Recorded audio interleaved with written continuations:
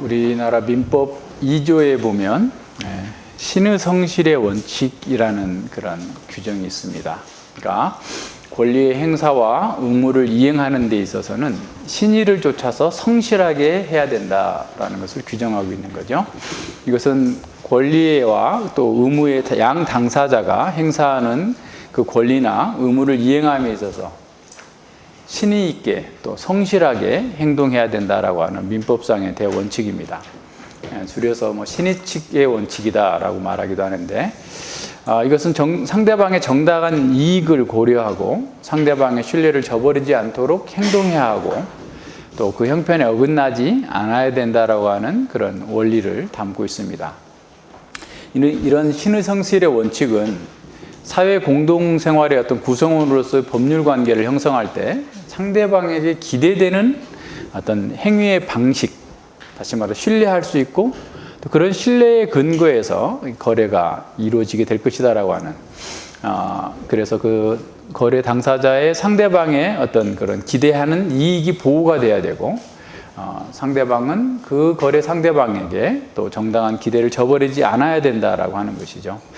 그러니까 신의 성실의 원칙이 이렇게 중시되는 것은 어떤 권리의 공공성, 사회성에 대한 어떤 강조로부터 시작됐습니다. 그러니까 권리가 어떤 행사가 된다고 할 때 그 권리는 무한하지 않고 그 권리와 의무가 서로 신의를 지키고 성실하게 이행해야 된다라고 하는 것의 원칙을 선언하고 있는 겁니다.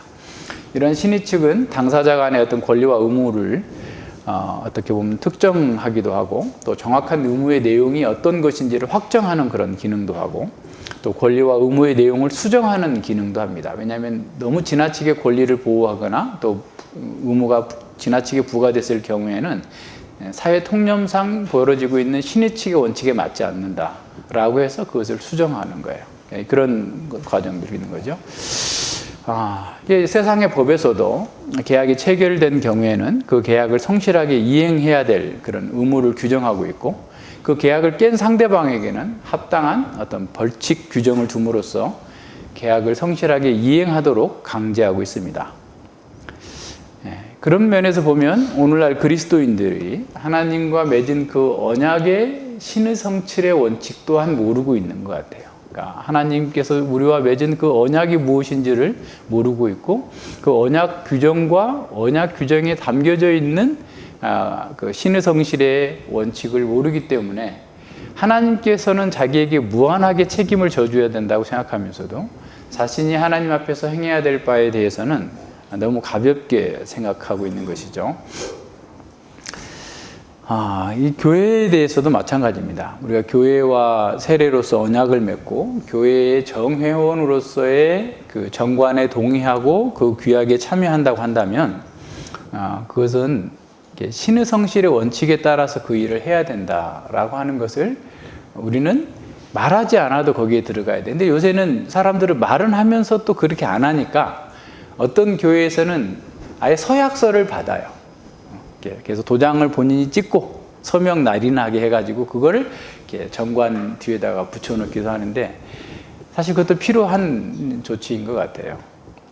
예를 들어서 우리가 지난번에 중국에 있는 어떤 신학교를 지원하다가 이렇게 끊었잖아요. 그런데 그 끊게 된 게 사실은 1월 달에 끊기로 결정이 났는데 그 해에 우리가 지원하기로 했던 돈은 다 지원했어요. 왜 그랬을까요? 이 사람들은 이 신학교는 어찌 됐거나 우리가 뭐 큰 돈이든 적은 돈이든 간에 우리가 지원해 주는 것에 근거해서 예산을 짰고 뭔가를 집행하고 있을 거예요. 그러니까 그것에 맞춰서 그러니까 우리가 실제로 강의하러 가지는 않더라도 우리가 그렇게 보내주기로 했던 것은 이미 11월 달에 보내주기로 해서 예산이 우리가 집행이 되기로 했던 거기 때문에 그 보내주는 거예요. 신의 성실의 원칙에 따라서 그 일들을 우리는 해나가는 겁니다. 조금 손해보더라도 상대방의 그 이해나 또 그 기대를 저버리지 않기 위해서 되도록이면 우리는 그렇게 하는 겁니다. 사실 시편에도 보면 또 성경에도 보면 이 내용들이 굉장히 많이 강조되고 있어요. 예를 들어서 시편 15편 같은 경우에 여호와의 성산에 설 자 누군고, 이게 정말 어떻게 보면 여호와께서 원하시는 대로 한번 서원한 것은 자신에게 손해가 될지라도 지키고 24편에서도 우리가 시편 찬송 24편 노래할 때도 같이 얘기했던 것처럼 하나님 앞에 서는 자가 어떠해야 되는가? 신의 성실의 원칙에 충실한 사람이라는 말이거든요. 한마디로 말하면, 바꿔서 말하면. 그래서 하나님과 맺은 그 언약 안에서 신의 성실의 원칙을 하나님께서 강조하고 계세요. 지금 계속해서 우리 성전을 이렇게 만들 때부터, 성전을 지을 때부터 6장, 7장, 8장, 지금 9장까지 이렇게 계속 나오는 그 과정 속에서 하나님께서 우리에게 사실 다른 걸 요구하는 게 아니라 너희가 언약에 신이 성실하게 반응해야 된다라고 얘기하는 겁니다. 특별히 지금 바벨론 포로의 가운데 있는 이스라엘의 이 열왕기서의 1차 독자들에게 그들이 왜 지금 거기 와 있는가? 너희들이 언약에 대해서 이런 신의 성실의 원칙을 솔로몬에게 나타나셔서 여러 차례 말씀해 주시고 솔로몬도 강조했고 모든 성도 회중이 이스라엘 백성들이 받겠다고 했던 그 언약을 거부한 결과다라고 하는 사실을 이렇게 보여주고 있습니다. 1절과 3절에서는 주님께서 솔로몬이 기도했던 대로 항상 주님의 눈과 마음이 솔로몬의 성전에 있겠다라고 말씀해 주십니다. 이 솔로몬에게 응답해 주신 그때는 보니까 성전 완공식을 하고 어떻게 보면 봉헌식을 하고 난 뒤에 또 솔로몬이 원했던 일들을 이루기를 원했던 그 모든 일들을 다 마친 때에 주님께서 나타나셔서 직접 나타나셔가지고 솔로몬에게 응답해 주시는 겁니다. 그러니까 지금 솔로몬이 이루기를 원하는 것 다 이루었다라고 했을 때 그 다는 사실은 10장까지 다 포함할 수 있어요. 그러니까 솔로몬 기사에서 10장까지는 계속해서 상승 곡선을 그리고 있어요. 그러니까 이제 오늘이 지금 이제 두 번째 절정인데 이제 다음 단락이 이제 9장 10절부터 10장까지를 하나로 본다면 솔로몬은 재정적인 면에서 국제적인 무역에서 대외 관계에서 모든 면에서 아주 그냥 최절정에 이르고 있는 그 상황들을 지금 이 저자는 아주 간추려서 간략하게 보여주고 있는데 그런 그 시점에서 하나님께서 어떻게 보면 솔로몬의 기도에 직접 응답해 주시는 거예요. 그래서 이 9장 3절은 8장 29절에 대한 어떤 보면 직접적인 답변입니다. 8장 29절에서 솔로몬이 이렇게 기도하죠. 내 이름이 거기 있으리라 하신 이 전을 향하여 주의 눈이 주야로 보시옵시며 종이 이곳을 향하여 비는 기도를 들으시옵소서라고 기도했는데 이제 9장 3절에서 저에게 이르시되 솔로몬에게 이르시되 내가 내 앞에서 기도하며 간구함을 내가 들었은즉 그러니까 너의 기도가 너는 지금 나보고 항상 나의 눈과 나의 마음이 이 성전을 향하여서 있어 달라고 기도했는데 내가 그 기도를 들었고 그래서 내가 너의 건축한 이 전을 거룩하게 구별하여 나의 이름을 영영히 이곳에 두며 나의 눈과 나의 마음이 항상 거기 있으리니 라고 얘기하고 있는 거예요. 그러니까 하나님의 응답하심으로 말미암아서 성전이 기도의 중심이 되고 성전이 하나님의 왕자가 되고 보좌가 된다라는 사실을 분명하게 선언해주고 확증해주고 계십니다.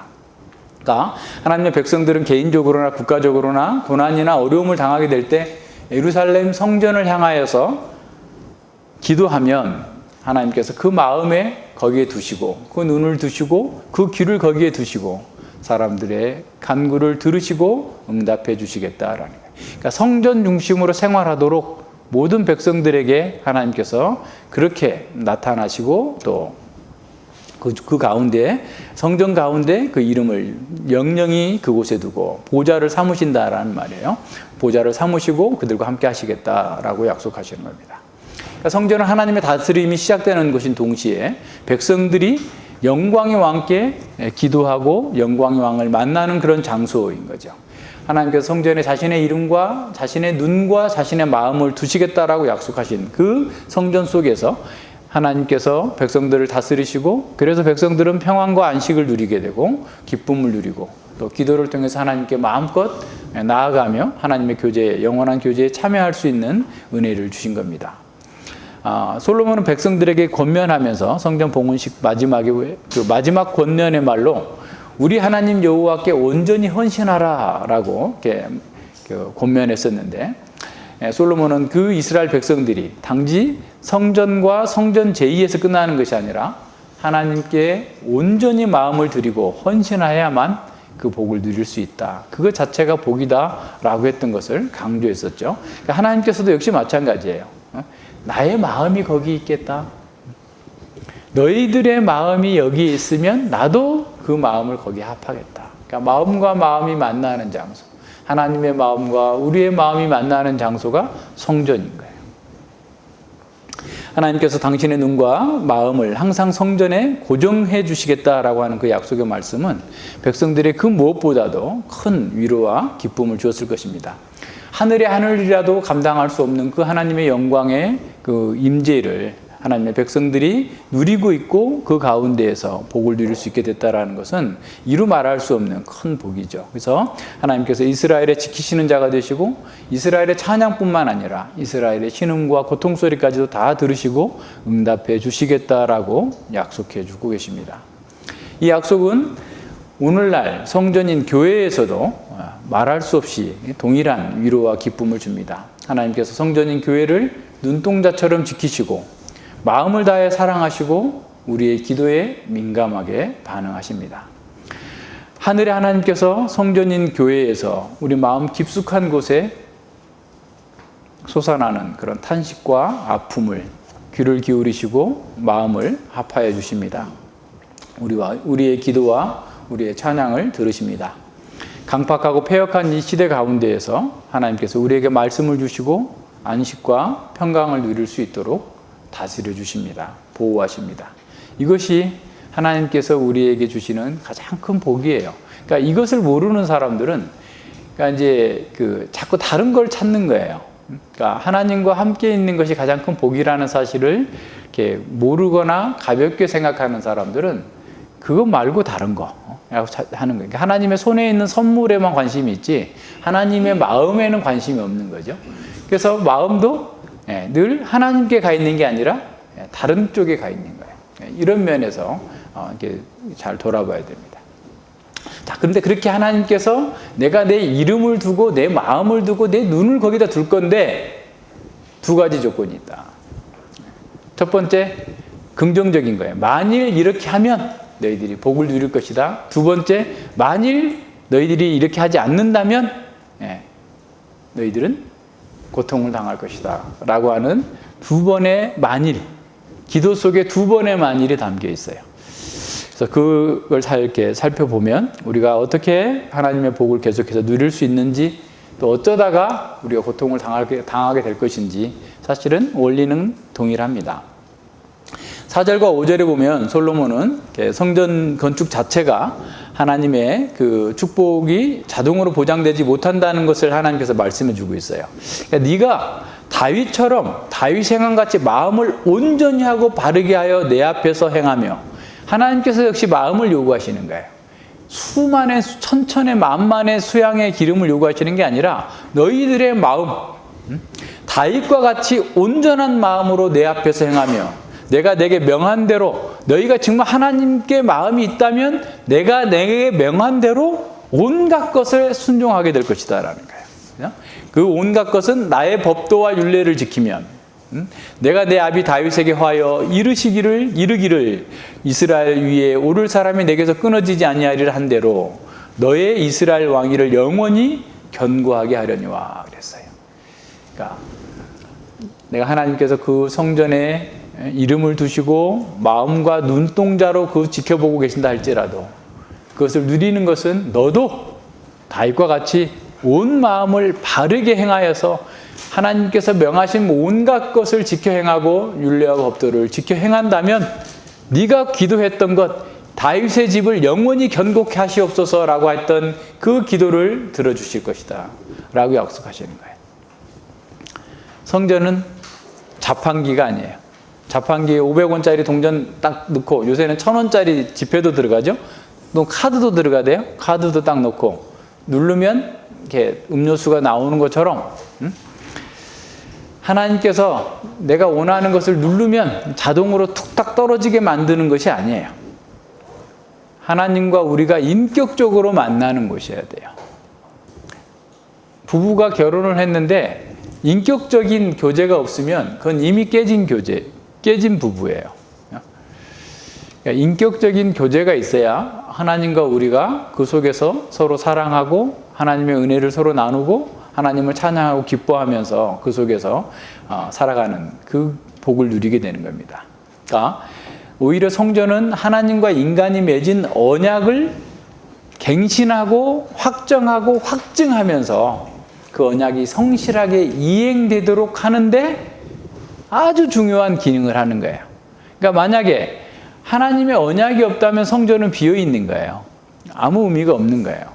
언약궤가 성전에 들어가야 의미가 있는 것처럼 언약이 없는, 다시 말하면 성전은 하나님의 언약을, 하나님과 만나서 언약을 갱신하고 그 언약의 축복을 함께 누릴 수 있도록 만들어주는 하나의 수단과 장소인 것이죠. 그래서 성전은 하나님의 언약이 반복적으로 선포될 뿐만 아니라 하나님께서 그 언약을 성취하실 것을 또한 선포하십니다.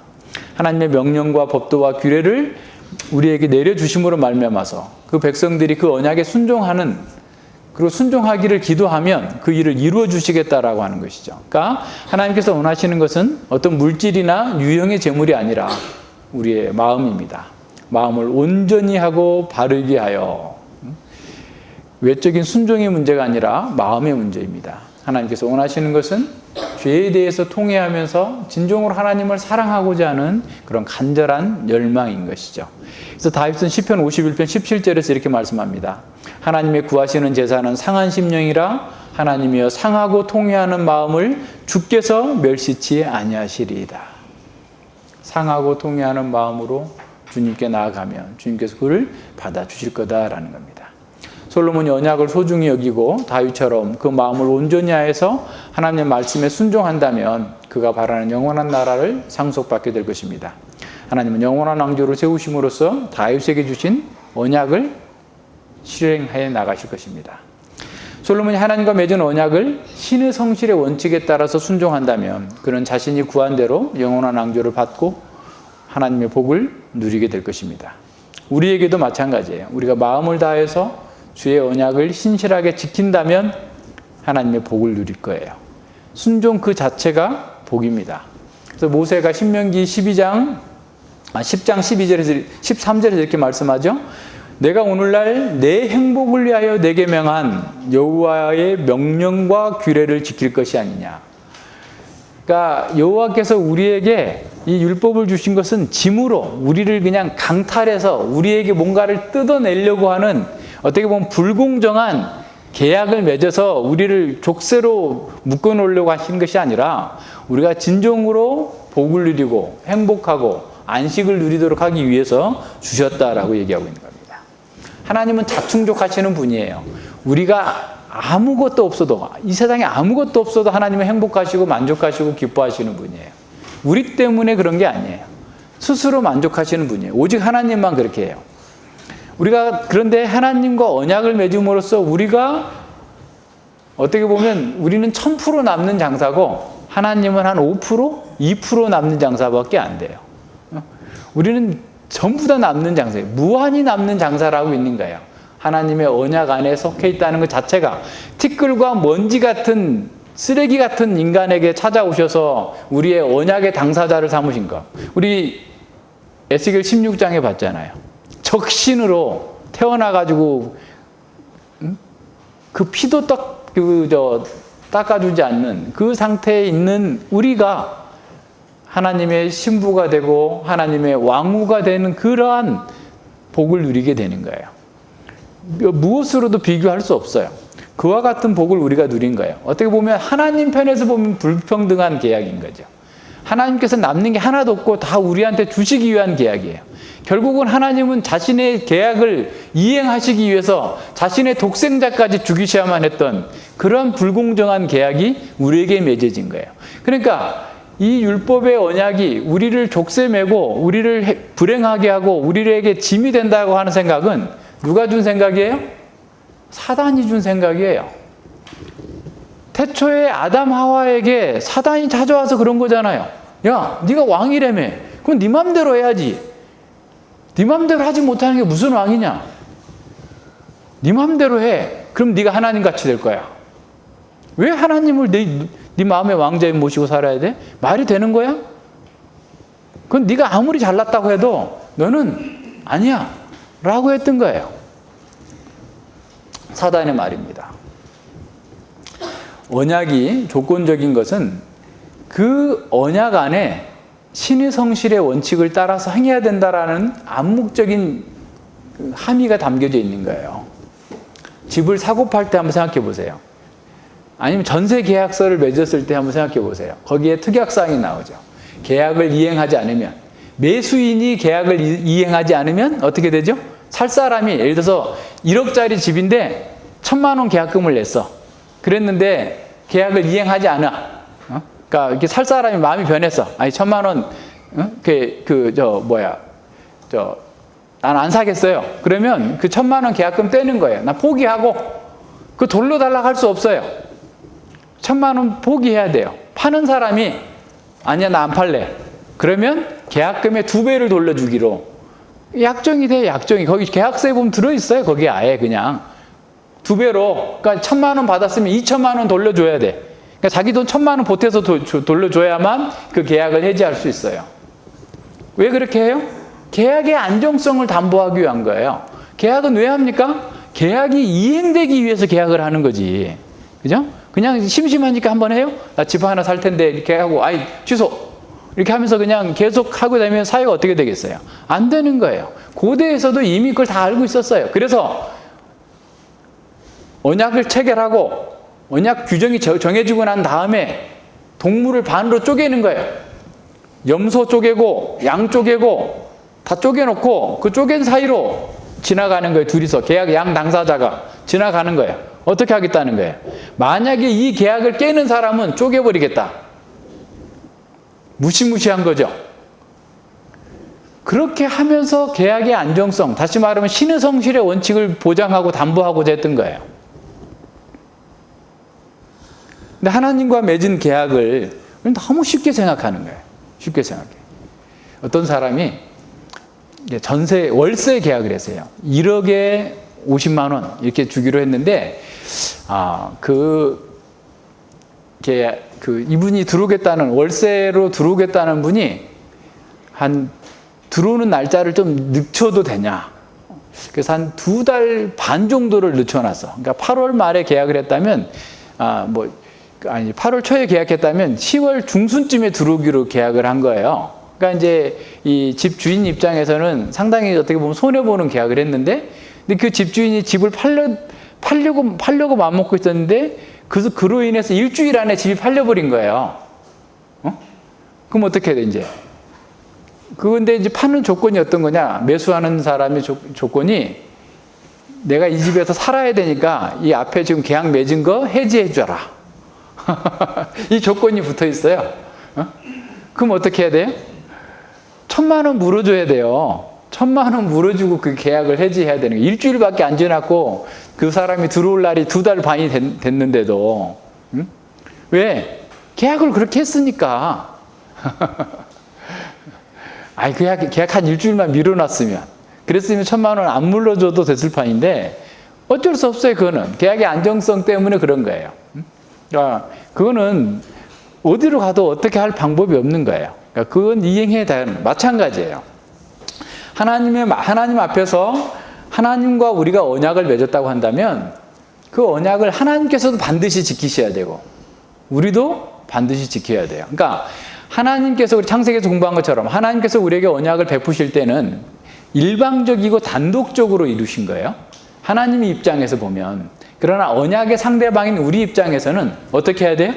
조건적이면서 특수성이. 우리가 그 언약의 조건에 내가 신인성실로 참여해야만 그 언약이 이행되는 거죠.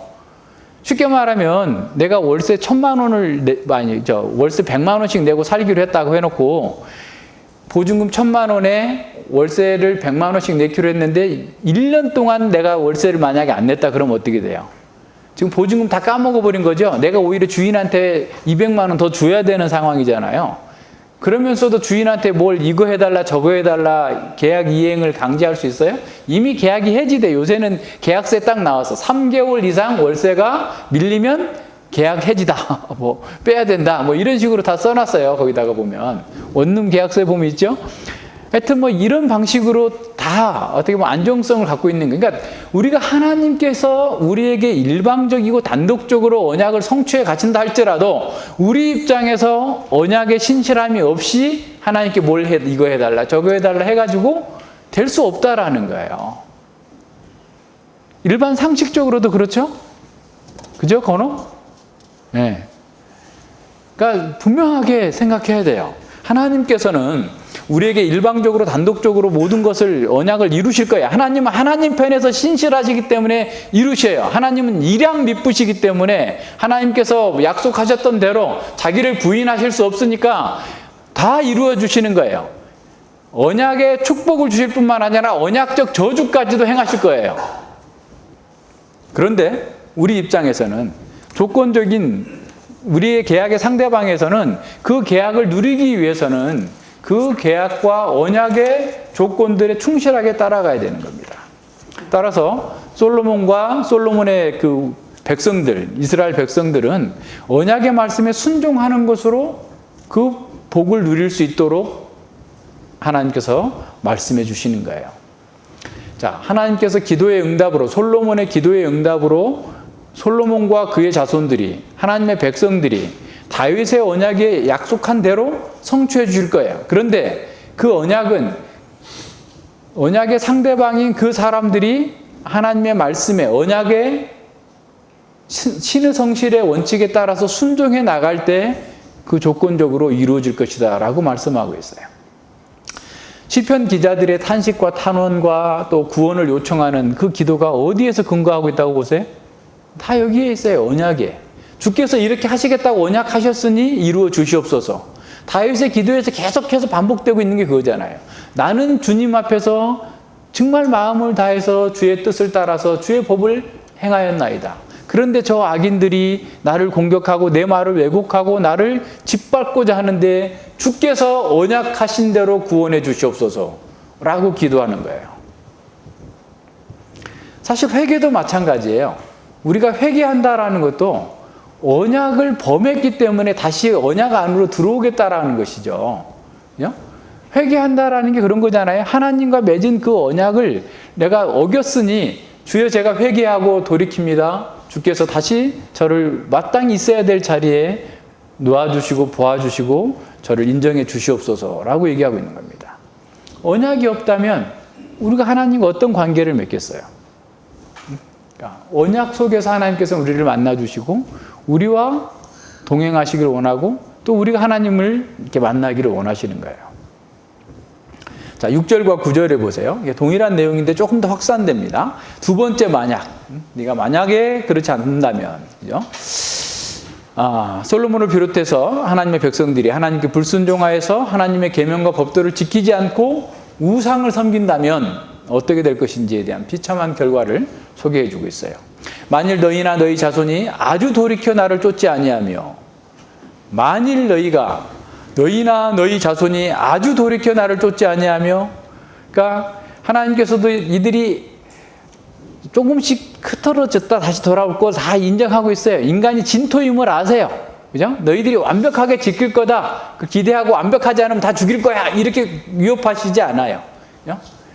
근데 조금씩 가다 보면 아주 돌이켜버리게 되는 거예요. 그렇게 됐을 경우에 그러니까 하나님께서 조금씩 흩어졌을 때 조금씩 잘못됐을 때 돌아오는 방법을 제사 제도를 통해서 주셨잖아요. 그죠? 그래서 늘 우리가 하나님께 나와서 이스라엘 백성들이 제사를 통해서 다시 그 죄사함을 받고 다시 하나님께 회복되어지는 이렇게 회개에 또 하나님께 돌아오는 길을 만들어 주셨음에도 불구하고 아주 그냥 돌이켜 나가버린다면, 내가 너희 앞에 둔 계명과 법도를 지키지 아니하고 가서 다른 신을 섬겨 그것을 숭배하면 내가 이스라엘을 나의 준 땅에서 끊어버릴 것이요, 이 땅을 주었다고 해서 이 땅 때문에 내가 너희들을 계속해서 보호해 줄 거라고 착각하지 말라라는 거예요. 근데 보면 에레미야서에 보면 어때요? 자, 야, 아브라함 한 명에게 이 땅을 주시겠다고 약속하셨는데 우리가 이렇게 멀쩡하잖아. 주셨잖아. 근데 우리가 지금 몇백만 명이 있는데 우리를 버리시겠어? 성전이 있는데 성전에 그 이름을 두시겠다고 했는데 하나님께서 우리를 버리시겠어? 계속 에스겔, 에레미야, 이사야 시대에 계속해서 반복되고 있는 경우가 바로 이런 겁니다.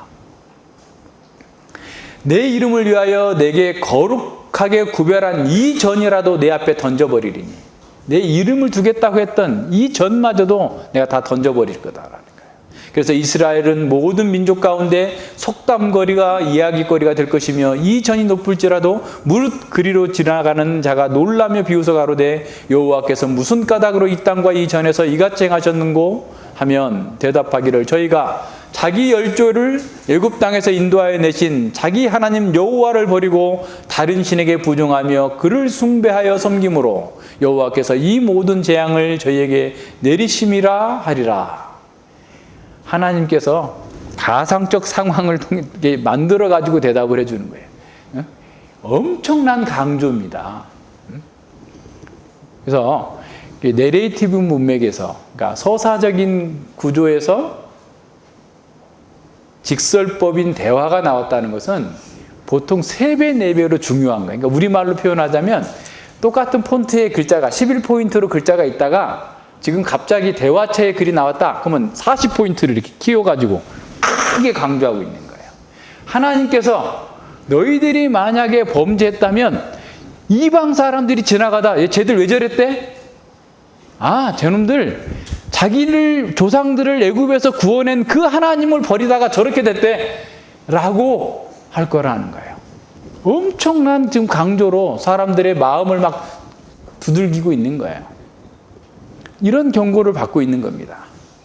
근데 이 말씀은 처음 나온 말씀이 아니에요. 이미 출애굽한 후에 레위기 26장 27절로 39절, 신명기 28장 37절에 이미 주어졌던 그 언약의 말씀을 다시 되풀이하고 있는 거예요. 너희가 만약에 하나님의 언약을 배반한다면 땅에서도 끊어지고 성전에서 내던져버리고 모든 이방 사람들에게 조롱거리가 될 것이다 라고 말씀해 주신 겁니다. 솔로몬의 기도에 주어진 이 응답은, 하나님의 말씀은 불변하시고 반드시 이루어질 거다라는 사실을 말씀해 주고 있어요. 솔로몬의 성전이 아무리 장엄하고 아름답게 지었다 할지라도 하나님의 말씀과 기로와 법도를 버리고 우상을 섬긴다면 그들에게 주어진 모든 축복은 거두어 가실 것이고 언약적 저주가 임할 것이라는 사실을 경고해 주고 있는 거예요. 이런 경고는 솔로몬과 백성들이 성전 건축에 대한 그런 자부심으로 말미암아서 하나님을 이용하려고 하거나 또 성전에 자신의 욕망을 투영해서 우상을 숭배하는 형태가 된다면 하나님께서는 그 성전을, 그들을 심판하시겠다라는 사실을 경고해 주고 있습니다. 솔로몬과 백성들이 성전의 제의와 기도의 장소로 한정하지 않고 매일의 삶 속에서 성전에서 나오는 말씀과 법도와 규례를 지키며 온 마음으로 하나님을 섬겨야 한다라는 사실을 보여주고 있어요. 시편 95편이 이 말씀 잘 전해주고 있잖아요. 다윗이 얘기하고 있는 거예요. 자, 너희들이 열심히 예배 드렸다? 좋다. 그런데 너희들이 정말 나가서 하나님 앞에서 그 말씀을 듣고 그 음성을 따라 살지 않으면 무리바에서 광야의 마사의 날과 같이 너희 마음이 강팍해 되어져서 버린다면 너희는 진정한 안식을 참여할 수 없을 것이다 라고 얘기하고 있는 그 내용들을 다시 보여주고 있는 겁니다. 8절과 9절에서 이런 수사학적인 어떤 대화를 통해서 하나님께서 말씀해 주시고 있는 것은 그들이 얼마나 비참한 상태까지 갈 것인지를 경고해 주고 있는 겁니다. 하나님은 신실하시기 때문에 언약적 축복뿐만 아니라 언약적 저주도 반드시 실행해야 됩니다. 우리가 지난번에 디모데후서 2장 12절 13절에서 보았던 것처럼 주는 일양 미쁘시니까 우리의 죄를 그냥 다 눈 감아 주실 것이다? 그게 아니에요. 일양 미쁘시기 때문에 우리가 주를 부인한다면 주도 우리를 부인하실 거다라는 내용입니다. 신약 시대에도 역시 마찬가지예요. 만약 하나님의 신실하심이 우리의 상황이나 하나님의 조건에 따라서 변할 수 있다면 우리는 하나님을 신뢰할 수 없을 것입니다. 그러나 하나님께서는 반드시 말씀하신 것을 이루십니다. 그것이 축복이든 저주든 하나님은 자기를 부인하실 수 없기 때문에 언약하신 대로 모든 것을 이루시는 거예요. 에덴 동산에서도 마찬가지예요. 그러니까 반드시 먹는 날에는 반드시 죽으리라 그대로 다 죽은 거예요. 솔로몬과 이스라엘 백성들이 죄를 짓는다면 그 죄의 삭을 지불해야 됩니다. 솔로몬과 그 백성들이 언약을 어긴다면 자신들이 누리고 있는 그 언약적 특권을 다 박탈당하게 될 거예요. 이런 모든 면에서 잘 생각해야 됩니다.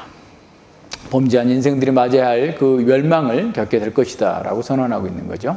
오히려 택함을 받지 못한 이방인들에게까지 그들은 속담과 조롱거리가 되는 거예요. 소돔과 고모라가 멸망해서 죄 지면 저렇게 하늘에서 유황불이 내려와서 멸망할 거다라고 하는 속담거리가 된 것처럼 이스라엘 백성들이 언약을 어기고 멸망하게 되면 그들 또한 속담거리가 될 거다라고 말씀해 주십니다. 하나님을 최우선으로 두지 않고 다른 신을 하나님보다 앞세운다면, 자신을 하나님보다 앞세운다면 이 모든 일들이 일어날 것이다 라고 선언하고 있습니다. 그들이 언약에 대한 신의 성실의 원칙을 버렸기 때문에 하나님께서도 언약하신 대로, 언약의 규정대로 그들에게 동일하게 행하실 것입니다. 따라서 이스라엘의 흥망성쇠는 다른 게 있는 게 아니라 하나님의 언약에 어떻게 반응하느냐에 따라 달라져 있는 거예요. 성전은 바로 이 언약을 갱신해 주면서, 언약을 확정해 주면서 그 언약에 신실하게 살도록 우리를 돕는 수단이었지 언약을 대체하는 것이 아니었다라는 거예요. 성전이 아무리 웅장하고 크다 할지라도 그것은 언약 안에 담긴 축복과 저주를 무효로 할 수 없었던 거예요. 오늘날 많은 사람들이 오해하고 있는 것, 특별히 성공했다고 하는 사람들, 힘이 있다고 생각하는 사람이 착각하는 것 중에 하나가 자기를 너무 크게 본다라는 거예요. 어떤 목사들은 내가 이렇게 기도해가지고 이렇게 큰 교회를 세웠다. 내가 기도했더니 이렇게 큰 교회의 담임 목사가 되게 했다. 내가 이렇게 했더니 이렇게 됐다. 그러면서 자신이 마치 교회의 주인인 것처럼 행세합니다. 또 어떤 성도는 내가 없으면 이 교회가 어떻게 되나 보자. 내가 내는 헌금을 가지고 먹고 사는 목사가 나한테 이래라 저래라 간섭하네 하면서 굉장히 불편해합니다. 그러나 하나님을 그렇게 말하는 사람들은 사실 하나님을 보지 못하는 거예요. 하나님을 말하고 있지만 하나님 앞에서 자기를 보지 못했기 때문에 바리새인들처럼 자기 행위에 너무 과대한 의미를 부여하게 되는 겁니다. 그러니까 에덴 동산에서 사단이 하와를 속일 때 했던 방식이죠. 하나님의 은혜는 최대한 축소시키고 그래서 그냥 먼지처럼 작게 만들어버리고 하나님께 주신 거 별거 아니야 라고 하고 자기가 한 것은 최대한 크게 부풀리는 거예요.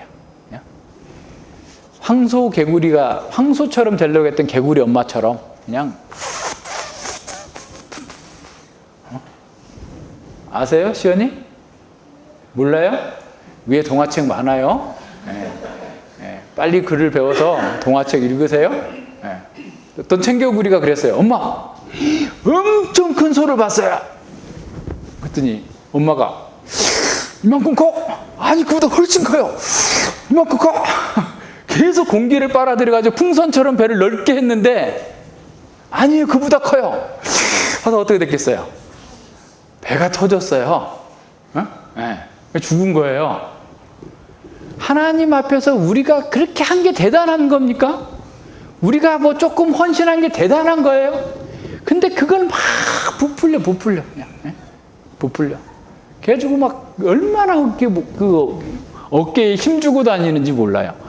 아 참, 입김보다 가벼운 사람들이 한 줌밖에 안 되는 거 가지고 그렇게 하는 거 보면 아 참 정말 꼴불견이에요. 아무것도 아닙니다. 사실 하나님께서는 길가에 흩어진 돌들을 가지고도 아브라함의 후손을 만드실 수 있는 분이다라고 말씀하고 있어요. 여호와로 말미암아서 자신에게 주어진 것에 감사하고 더 찬양하고 더 겸손해져야 되는데 교만한 사람들은 결국 언약을 배반하게 돼요. 자기를 높이다가 넘어지게 됩니다. 웅장하고 아름답게 지어진 그 하나님의 성전 그 자체가 하나님의 복을 무조건 누리도록 만들어주는 게 아니에요. 하나님은 하나님 앞에서 배교하고 우상숭배에 빠진다면 하나님께 더 이상 그들 가운데 임재하실 수 없습니다. 오히려 성전은 하나님의 말씀을 잘 듣고 순종함으로써 하나님의 다스림 가운데에서 행복하고 안식을 누리고 기쁨을 누리도록 주어진 거예요. 하나님과 교제할 수 있는 그런 장소로 또 그런 공동체로 교회가 주어진 겁니다. 하나님의 말씀을 버린 사람들, 하나님의 말씀과 또 하나님의 사람의 가르침을 혼합하는 사람들, 하나님을 섬기면서도 세상을 더 중요하게 생각하는 사람들을 성전에서는 용납할 수 없습니다. 성전은 거룩한 곳이기 때문에 거룩하신 하나님께서 임재해 계시기 때문에 아무도 거룩하지 않고서는 성전에 나올 수 없습니다. 그렇다면 성전의 거룩함은 무엇으로 확보될 수 있을까요? 하나님의 언약 가운데에서 말씀이 순수하게 전해지고 그 말씀을 잘 경청하고 순종하는 성도들이 있어야 되고, 그리고 그 말씀에 따라서 모든 제사가 규모 있게 규례에 따라서 드려져야 되고, 그리고 그 공동체에 참여할 수 없는 사람들에 대해서 합당한 권징, 정결의 기간, 정결의 제도가 시행돼야 돼요. 신약의 참 교회를 얘기할 때 어떻게 하죠? 말씀의 순수한 전파와 경청, 성례의 바른 시행, 권징의 바른 시행이에요. 마찬가지예요. 구약의 성전 또한 동일하게 말씀이 잘 선포되어지고 그 말씀을 듣고 순종하는 사람이 있어야 되고, 그리고 그 말씀대로 제사가 드려지고 그 말씀 때문에 오히려 그 제사기 성례가 잘 이루어지고 의식 자체가 말씀의 인도함을 받아야 되는 거고, 그리고 그 말씀에 따라서 허물이 있는 사람들은 징계하고 교정하고 다시 부정한 사람들이 정결케 되어지는 과정이 있어야 됩니다. 이것이 있어야만 성전이 이스라엘 공동체가 거룩성을 유지할 수 있었어요. 교약 관계에서 신의 성실의 원칙은 하나님과 우리의 관계에 대해서도 많은 것을 알게 합니다. 계약이 성실하게 이행될 때 그 계약의 내용을 서로가 누릴 수 있는 것처럼, 그죠? 하나님의 언약이 신실하게 이루어졌을 때 우리는 또한 언약의 복을 누릴 수 있습니다. 만약 우리가 하나님을 진정으로 알기를 원한다면 하나님의 뜻에 전적으로 순종해야만 합니다. 이 순종을 위해서 우리는 기도가 필요한 것이죠. 어떤 사람들은 하나님의 뜻과는 관계없이 자기 욕망을 위해서 기도합니다. 그렇게 하도록 또 부추기고 있어요, 교회가. 제대로 기도를 가르치지 않습니다. 물론 그런 기도를 우리의 필요를 위해서 기도하지 말라는 게 아니에요. 기도해야 돼요. 모든 상황에서 우리는 기도해야 된다고 그랬잖아요. 그러나 하나님의 뜻과 하나님의 나라가 그 앞서 나와야 됩니다. 이것을 모르기 때문에 사람들은 세상적인 또는 종교적인 어떤 성공을 위해서만 기도합니다. 그런데 그런 성공이 주어지면 또 교만해지죠. 또 어깨에 힘들어가죠. 그러면 또 어떻게 되겠어요?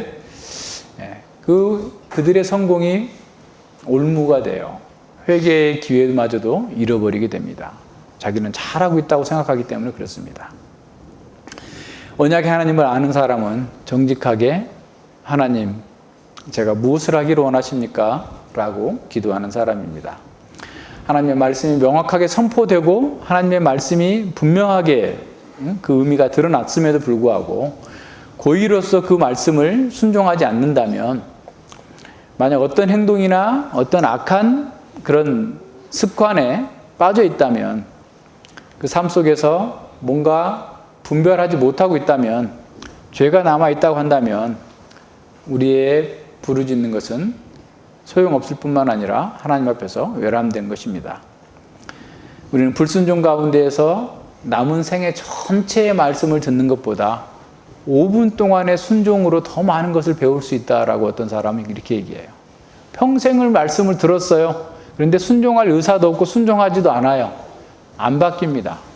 그런데 순종하고자 하는 열망을 가지고 단 5분 동안 순종하는 것으로 더 큰 것을 배울 수 있고 변화될 수 있다는 겁니다. 하나님을 안다고 자랑하는 사람 중에 어떤 사람은 세상 사람들보다 더 게으르고 세상 사람보다 더 지혜 없는 어리석은 행동을 하고 세상 사람보다 더 자기중심적인 삶을 사는 것을 통해서 오히려 하나님이 조롱당하는 것을 보게 됩니다. 하나님을 아는 것은 머리에만 머물지 않습니다. 하나님을 아는 사람의 특징은 자기를 객관적으로 볼 수 있다는 거예요.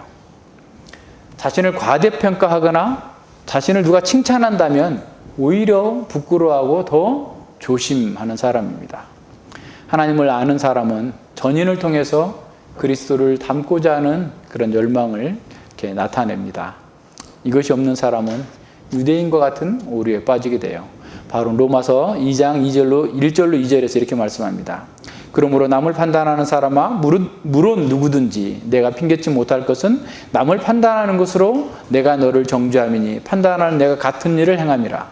이런 일을 행하는 자에게 하나님의 판단이 진리대로 되는 줄 우리가 아노라. 언약의 말씀을 듣고 그 말씀에 근거하여서 다른 사람을 판단하지만 자신도 동일한 행동을 함으로써 같은 정죄를 당하면 우리 역시 세상에 조롱을 당하게 될 것입니다. 우리는 언제나 선택의 직면에 있습니다. 주님을 선택해서 우리는 그리스도의 길로 들어섰습니다. 그렇다 해도 우리는 매 순간 선택에 직면합니다. 우리는 인격적인 존재로서 신앙 양심과 또 문화적 코드, 또 육신의 코드를 따라서 무엇인가를 선택합니다. 그리스도인이 되겠다는 선택은 한 번에 선택을 한 후에 한 번 그 선택이 평생 효력을 갖는 것은 아닙니다. 물론 하나님 편에서는 효력이 있어요. 그러나 우리 편에서는 그렇지 않아요. 우리는 어떤 일을 만날 때마다 선택해야 됩니다. 그리스도의 길로 갈 것인지 사회 문화적 코드와 자신의 정욕을 따를 것인지를 선택해야 됩니다. 지금까지 올바른 선택을 해왔다고 해서 자동적으로 다음 선택도 올바르게 한다라는 보장은 없습니다. 또다시 진중하게 선택하는 상황에 직면합니다. 솔로몬은 지혜롭게 선택해서 큰 성공을 거두었습니다. 그는 어느 나라 그 누구보다도 부와 영광을 많이 누렸습니다. 그는 사람들이 원하는 모든 것을 얻었고 누렸습니다. 그는 영적으로도 성공한 사람이에요. 그는 기도한 후에 하나님께서 2번씩이나 직접적으로 응답해 주시고 만나 주시는 그런 놀라운 경험을 한 사람이에요. 하나님은 솔로몬의 기도에 응답하셨고 또 그 기도대로 다 이루어 주셨어요. 솔로몬은 역사상 그 누구보다도 하나님을 위해서 많은 일을 했고 또 많은 업적을 남겼어요. 그런 솔로몬도 또 다른 상황에서 또 다른 선택을 해야만 했습니다. 오늘 우리도 마찬가지입니다. 우리 역시 날마다 순종할 것을 선택해야 됩니다. 우리는 강단에서 매주 선포되는 말씀을 받습니다. 그 말씀은 우리의 영혼을 위한 양식입니다. 그러나 그 말씀을 듣는 자가 믿음으로 화합하지 않는다면, 다시 말해서 믿음으로 순종하겠다고 하는 의지가 없다면 그 양식 안에 담겨있는 자양분을 흡수할 수 없어요. 음식이 소화되려면 소화액이 있어야 됩니다. 말씀을 받는 사람이 믿음으로 순종하는 그런 마음으로 받아야만 그 말씀이 자신에게 자양분으로 주어져요. 받은 말씀을 묵상하고 소화하는 과정이 없다면 그 말씀을 받을 때는 기뻐할지라도 자기 영혼으로 그 양식의 자양분이 흡수되고 영혼의 피와 살이 될 수 없어요. 믿음으로 말씀을 받는 사람에게 그 말씀이 삶의 원리로 작동되고 영적 성장을 이루는 원동력이 됩니다. 음식이 소화되면 피와 살이 되는 것처럼 그리스도의 말씀은 우리 영혼 안에서 주님의 성품을 담도록 빚어주고 영혼에 생명력과 활력을 줍니다. 따라서 우리는 말씀을 받을 때마다 온 마음으로 순종하려고 해야 돼요. 말씀을 무심코 받는 사람, 말씀에 순종하려는 열망이 없는 사람은 그 말씀에서 나오는 영혼의 자양분을 흡수할 수 없습니다. 하나님께서 우리의 몸은 자율신경에 의해서 돌아가도록 되어 있어요. 우리 육신의 몸은. 그래서 내가 밥을 먹으면 자동적으로 위에서 소화액이 나와요. 장에서 소화액이 나와가지고 음식을 다 분해해요. 분해해가지고 그걸 자동적으로 흡수해 갈 수 있도록 그 메커니즘을 만들어 놓으셨어요. 하지만 영혼의 양식은 귀로 마음으로 다 먹었다 할지라도, 들어왔다 할지라도 그 마음에서 자율적으로 작동하고 소화시키지 못해요. 우리가 그걸 묵상하고 기도하고 의지적으로 소화하면서 그 자양분을 흡수하려고 노력해야 돼요. 자동으로 되면 얼마나 좋겠어요. 딱 이 자리에만 앉아 있으면 그냥 쑥쑥쑥쑥 자라면 얼마나 좋겠냐고요. 그러면 목사 일이 한 90%는 줄어들 텐데 안 자라잖아요. 안 자라요. 의지적으로 노력을 해야 돼요. 우리 스스로도 마찬가지잖아요. 우리 스스로도. 그리스도인의 삶에서 힘들이지 않고 잘 되는 일은 아무것도 없어요. 쉽게 말하면 까짓거 대충 그냥 자동으로 어떻게 하면 되겠지 이렇게 되는 게 없단 말이에요. 왜냐하면 부패한 육신과 사단의 방해가 겹겹이 장애물로서 우리 마음 가운데 놓여져 있어요. 따라서 영적인 성장도, 영적인 연합도, 성도의 교통도 자동으로 되어지지 않아요. 온 마음을 다해서 싸워 나가야 돼요. 과거에 수많은 세월 동안 하나님을 위해 살았던 믿음의 용사라 할지라도 자동으로 하나님의 뜻을 따라서 선택하는 게 아니에요. 매 순간 믿음으로 보고 믿음으로 결단하고 믿음으로 선택해야 돼요. 영적으로 게으른 사람들은 이런 싸움을 하려고 하지 않아요. 회피하려고 합니다. 그냥 자연스럽게 때가 되면 되겠지. 아이, 목사님 너무 다그치지 마세요. 언젠간 할 거예요. 아이고 아이고 소리가 나와요. 아이고 소리가 나와요. 해야 돼요. 스스로 하지 않으면 내가 밥을 씹어가지고 찬이 입에다 넣어줄 수는 있어요. 근데 찬이가 삼키지 않으면 찬이 영양분으로 들어갈 수가 없어요. 말을 억지로 개울가에 끌어놨어도 말이 스스로 물을 먹지 않으면 어떻게 먹일 방법이 없어요. 스스로 해야 됩니다. 스스로. 바울 사도를 생각해 보세요. 지난주에 이 말씀을 보면서 제가 막 뒤집힐 뻔했어요. 마지막 바울이 순교하기 직전에 쓴 이 디모데후서 4장 마지막 부분에 이렇게 말씀합니다. 관제와 같이 벌써 내가 부음이 되고 나의 떠날 기약이 가까웠도다. 내가 선한 싸움을 싸우고 나의 달려갈 길을 마치고 믿음을 지켰으니 이제 후로는 나를 위하여 의에 밀려가니 예비되었으므로 주 곧 의로우신 재판장이 그날에 내게 주실 것이니 내게만 아니라 주의 나타나심을 사모하는 모든 자에게니라. 사도 바울의 평생 사역을 그 싸움을 한마디로 표현한다면 믿음을 지키는 것이었다라고 말하고 있어요. 그렇게 위대한 사도 바울도 매 순간 믿음을 따라서 선택해야 하는 그 싸움을 계속해 왔던 겁니다. 큰 갈등이 있을 때마다, 큰 환란이 있을 때마다, 마음과 육체의 고통이 극심할 때마다 시험과 유혹은 더 커졌을 거예요. 애기 포기해버리지. 애기 그냥 가지. 이런 마음이 막 계속 들어왔을 거예요. 이렇게 몸이 안 좋은데, 이렇게 나를 배반하고 떠나는데, 이렇게 해가지고 무슨 열매가 있고, 이런 상황에서 어떻게 이걸 감당해낼 수 있다는 말이야. 라면서 포기하고자 하는 마음들이 계속 솟아났을 거예요. 바울의 선한 싸움은 믿음을 지키고 그 믿음으로 행하는 싸움이었어요. 바울은 다메섹 도상에서 영광의 주님을 직접 만나면서 회심한 사람이에요. 그는 극적이고 위기적인 회심을 했어요. 그의 회심에 대해서 누구도 의심할 사람이 없을 거예요. 가장 위대한 회심이다라고 얘기할 거예요. 그렇게 완벽한 회심을 한 바울도 매 순간 믿음을 지키기 위해서 피 흘리기까지 싸워야 했다는 거예요. 바울 사도는 마치 이 상황에서 믿음을 따라 선택하지 않는다면 나는 구원을 잃어버릴 수도 있다. 나는 상을 잃어버릴 수도 있다라고 하는 위기감 속에서 긴박한 심정으로 선택을 했던 거예요. 고린도서 9장 27절에서 얘기하고 있잖아요. 내가 내 육신을 져서 복종케 하면 내가 남에게 전파한 후에 내가 버림을 받을까 두려워함이라. 믿음으로 선택하지 않으면 상을 받을 수 없고 구원의 복을 누릴 수 없기 때문에 그는 매 순간 자기 육신을 쳐서 복종시킬 수밖에 없었어요. 그래서 바울 사도는 이미 목사가 돼서 오랫동안 자신과 동역했던 디모데 목사에게도 믿음을 지키라라고 반복해서 가르치고 있습니다. 또 우리가 보았던 것처럼 유다서에서도 유다는 모든 그리스도인이 믿음의 도를 위해서 힘써 싸워야 된다. 믿음의 도를 지키기 위해서 싸워야지 그냥 주어질 수 없다라고 말씀하고 있는 겁니다. 신약 성경 어디에도 구약 성경에도 이제 너는 회심했으니 만사 걱정하지 말고 편히 쉬면서 내가 하고 싶은 대로 살아라. 네가 원하는 걸 다 이루라. 누려라. 라고 말하는 것은 하나도 없습니다.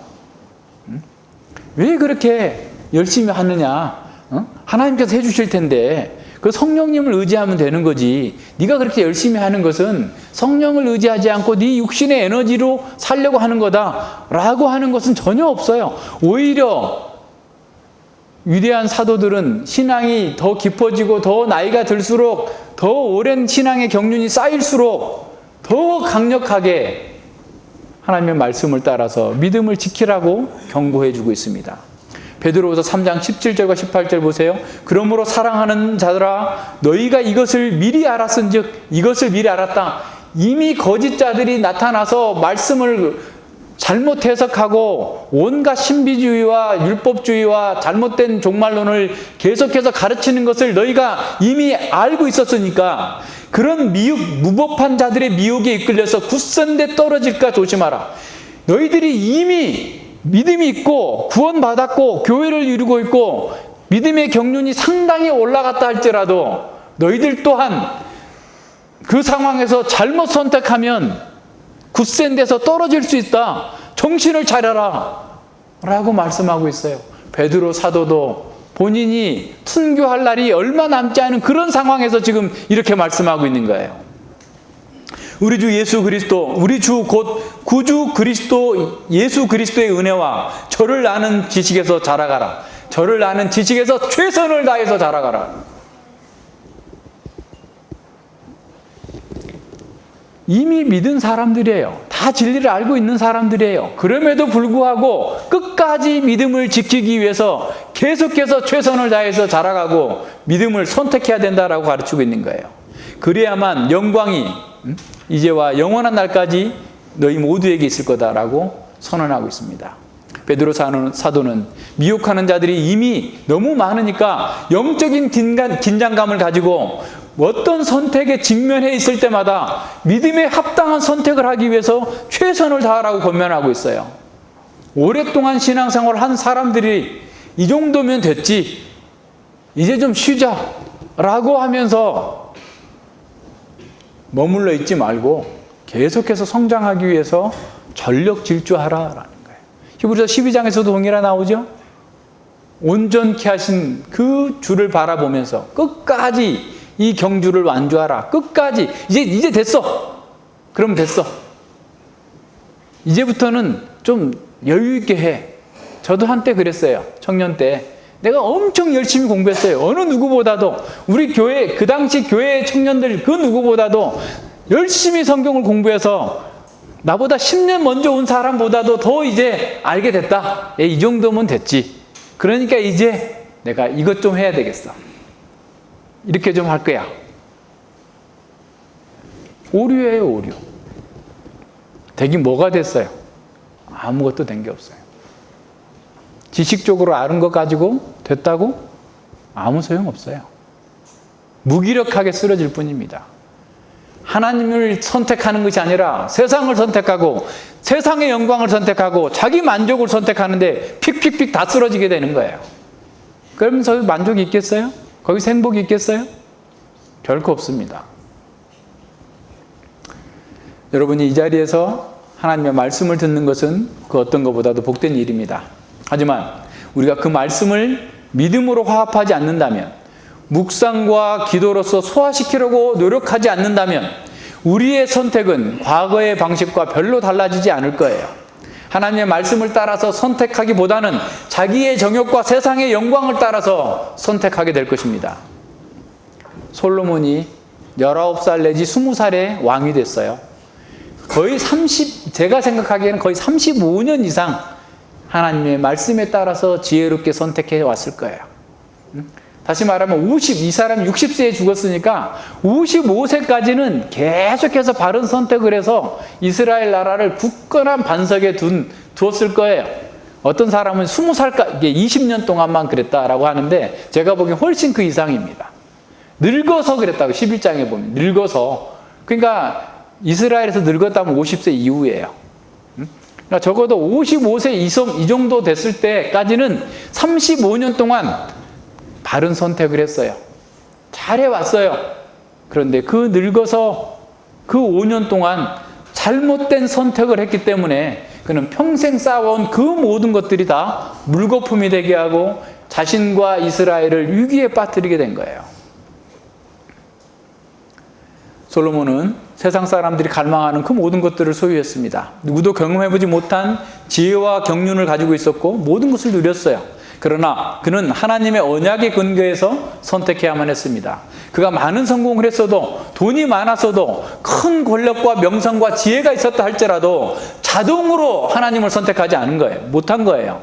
여전히 하나님의 뜻을 상기하고 그 뜻에 따라서 선택해야 되는, 결단해야 되는 그런 사람이었던 거예요. 그렇게 놀라운 지혜와 능력을 소유했던 솔로몬도 자동으로 바른 선택을 할 수 없었다는 것을 기억해야 됩니다. 그렇다면 우리 역시 경험과 지혜가 쌓이고 더 많은 자원을 소유했다고 해서 더 많은 성공을, 믿음의 성공을 보았다고 해서 이제도 그렇게 될 거다라고 하는 착각에서 빠지면 안 돼요. 더 신중하게 결단하고 선택해야만 합니다. 이 일을 통해서 하나님의 영광이 나타날 것인가? 아니면 나의 영광과 자기 만족이 추구될 것인가? 모든 일은 매사에 우리가 어떻게 마음에 결단하고 어떻게 선택하는지에 따라서 달라지게 될 겁니다. 존 오웬 목사님은 어떤 유혹이 오더라도 배교하지 않기 위한 몇 가지 행동 지침을 주셨습니다. 제가 요약해 놨는데요. 첫 번째는 항상 하나님의 영광 우선주의로 살아야 된다라는 거예요. 그러니까 소유문답 제1문답이에요. 하나님을 영화롭게 하고 그를 영원토록 즐거워하는 것이 첫 번째야 된다. 두 번째, 기독교의 영광과 능력과 순전함을 회복하기 위해서 하나님의 말씀 안에 기록된 약속들을 붙잡고 쉬지 않고 기도해야 된다. 하나님의 약속을 붙들고 쉬지 않고 기도해야 된다. 배교하지 않으려면. 세 번째, 성도에게 단번에 주신 믿음의 도를 위하여서 힘써 싸워야 된다. 그러니까 가만히 있어서 되지 않는다는 거예요. 게을러 가지고 되지 않는다는 거예요. 힘써 싸우라는 거예요. 네 번째, 우리 자신의 마음을 부지런히 살펴야 된다. 우리의 마음이 어느 쪽으로 기울고 있는지, 무엇을 향하고 있는지 자기 마음을 객관적으로 살펴야 된다라는 겁니다. 다섯 번째, 교회에 다님으로써 누리게 되는 외적 특권을 지나치게 의존하지 않도록 조심해야 된다. 개혁교회에 속해 있기 때문에, 말씀이 있는 곳에 있기 때문에 나는 자연스럽게 다 그렇게 될 거다. 남이 한 것 때문에 나는 자동으로 될 거다. 오해하지 말라라는 거예요. 그러면서 존 오웬 목사님 이렇게 말씀합니다. 선포되는 말씀을 듣는 것으로만 만족하는 사람들도 있다. 그러나 그들은 그 말씀에 비추어 자기 자신을 조사해 볼 생각은 전혀 가지고 있지 않다. 따라서 들은 바를 속히 잊어버린다.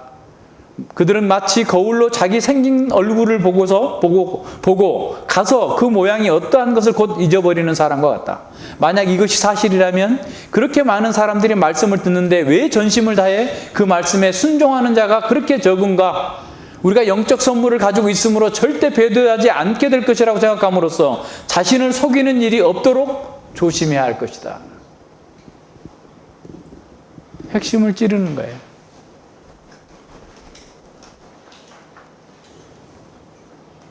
우리 앞에는 많은 사람들이 찾는 넓은 길이 있고 찾는 사람이 적은 협소한 좁은 길이 있습니다. 배교는 꼭 어떤 어렵고 힘든 일을 해야만, 그런 상황에서 배교하는 것이 아닙니다. 사람들이 쉽게 넓은 길로 가라고 하는 그 유혹에서부터 배교가 시작됩니다. 편하고 쉽게 살고자 하는 우리의 안일함을 통해서 유혹이 들어옵니다. 속이는 삶, 사기꾼은 한 가지 거짓말에서 시작됩니다. 경제적 파산은 한 가지 지혜롭지 못한 소비를 선택하는 것에서 시작됩니다. 중독은 한 가지 어리석은 탐닉에서부터 시작됩니다. 처음 시작할 때는 자신의 의지로 이것들을 제어할 수 있을 것이라고 생각합니다. 하지만 그런 선택들이 쌓이게 되면 되돌릴 수 없는 상태로 치닫게 됩니다. 그런 죄악이, 거짓말이, 게으름이, 탐욕이 자기를 지배하게 됩니다. 우리의 고통은 대부분 바로 이런 잘못된 선택에서 비롯됩니다. 하나님을 버리고 우상을 선택했기 때문입니다. 하나님의 언약을 버리고 자기 꾀를 따랐기 때문에 그렇습니다. 누구든지 이런 죄에서 회개하지 않는다면 우리 또한 멸망하게 될 것입니다. 좁은 문으로 들어가라. 멸망으로 인도하는 문은 크고 넓어 그리로 가는 자가 많고 생명으로 인도하는 문은 좁고 길이 협착하여 찾는 이가 적음이니라. 우리가 하는 주님의 사역에서 얼마나 성공했는가는 그렇게 중요한 것이 아닐 것입니다. 진짜 문제는 오늘과 내일 그리고 우리가 죽는 날까지 매일의 선택에서 하나님을 선택하느냐 자기를 선택하느냐일 것입니다. 우리에게 중요한 것은 언약을 따라서 살아가고 있는가, 언약의 신의 성실의 원칙에 충실하게 행했는가일 것입니다. 예수님은 매일 매순간 어떤 상황에서든지 하나님의 뜻을 선택했습니다. 심지어 죽음 앞에서도 하나님의 영광을 선택했습니다. 모든 제자들이 다 배신하는 상황에서도 주님은 하나님을 선택했습니다. 그 결과 그는 가장 영광스러운 분이 되셨습니다. 우리의 잘못된 선택으로 인한 우리의 죄마저도 완전히 처리해 주시는 구세주가 되셨습니다. 이제 예수님은 우리의 선택을 지도하시면서 우리를 바라보고 계십니다.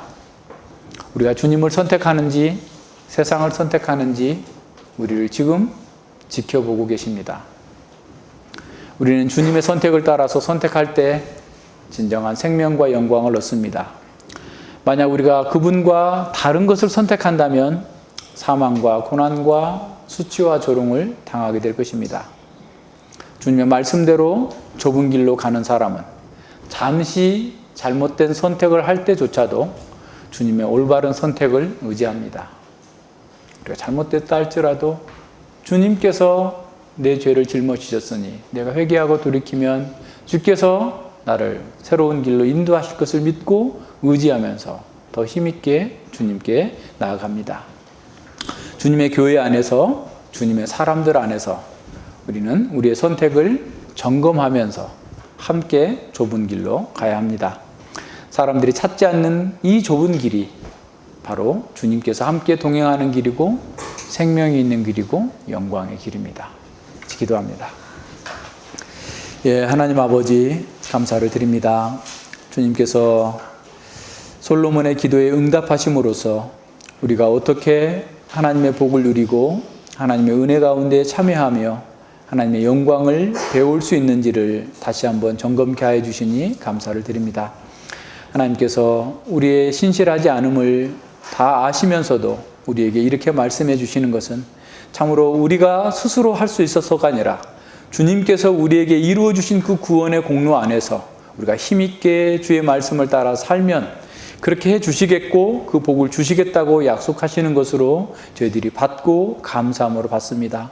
아버지여, 저희들이 말씀을 듣는 것에서 만족해하지 않고 날마다 그 말씀을 우리의 영혼의 자양분으로 삼기 위하여서 늘 묵상하고 기도하고 자기를 쳐서 복종시키면서 날마다 하나님 앞에서 믿음으로 선택해 나갈 수 있는 지혜와 능력과 은혜를 허락하여 주시기를 바라는 간절한 마음으로 말씀을 받게 하시고 그 말씀 가운데서 주어지는 그 언약적 축복을 마음껏 누리면서 주의 영광을 드러낼 수 있도록 함께하여 주시옵소서.